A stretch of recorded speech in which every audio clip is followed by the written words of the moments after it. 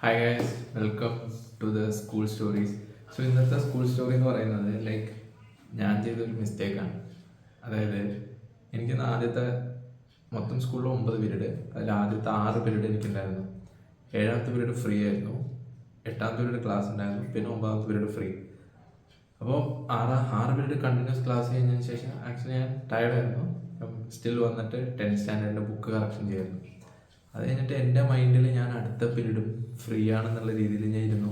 ഇന്ന് നാളത്തെ 10th ക്ലാസ്സിൻ്റെ കുറച്ച് നോട്ട്സ് പ്രിപ്പയർ ചെയ്യാനൊക്കെ ആയിട്ട് കമ്പ്യൂട്ടർ ലാബിലൊക്കെ പോയിരുന്ന് അവിടെ ഇരുന്ന് കറക്ഷനും ഒപ്പം നോട്ട്സ് പ്രിപ്പയർ ചെയ്യാനായിരുന്നു. അപ്പോൾ എനിക്ക് 9th ക്ലാസ് ഉണ്ടായിരുന്നു, അതറിയില്ല, ഞാൻ ഓർത്തില്ല എനിക്ക് ആ സമയത്ത് ക്ലാസ് ഉണ്ടെന്നുള്ളത്. പിന്നെ HOD വേറെ കുട്ടികളൊക്കെ പറഞ്ഞു വിട്ട് എന്നെ തപ്പി കണ്ടുപിടിച്ചു. പക്ഷേ അപ്പോഴേക്കും പീരീഡിൻ്റെ ലാസ്റ്റ് 15 മിനിറ്റേ ഉള്ളൂ, ബാക്കി പീരീഡൊക്കെ പോയി. സോ എൻ്റെ സൈഡിൽ നിന്ന് വന്ന ഒരു കെയർലെസ് എന്ന് പോലും പറയാൻ പറ്റില്ല, അതിലേറെ വലിയൊരു തെറ്റാണ് ആക്ച്വലി. ടൈം ടേബിൾ നോക്കാണ്ട് അങ്ങനെ ഇരുന്നത്. അപ്പോൾ HOD ഒന്നും പറഞ്ഞില്ല, ബട്ട് എനിക്ക് നമുക്ക് ഫീൽ ആവില്ലേ അങ്ങനെ ഇനി ചെയ്യാൻ പാടില്ല. ആദ്യമായിട്ട് അങ്ങനെ സംഭവം വരുന്നത്. സോ അതൊരു ഭയങ്കര വിയേർഡ് എക്സ്പീരിയൻസ് ആയിട്ട് തോന്നി.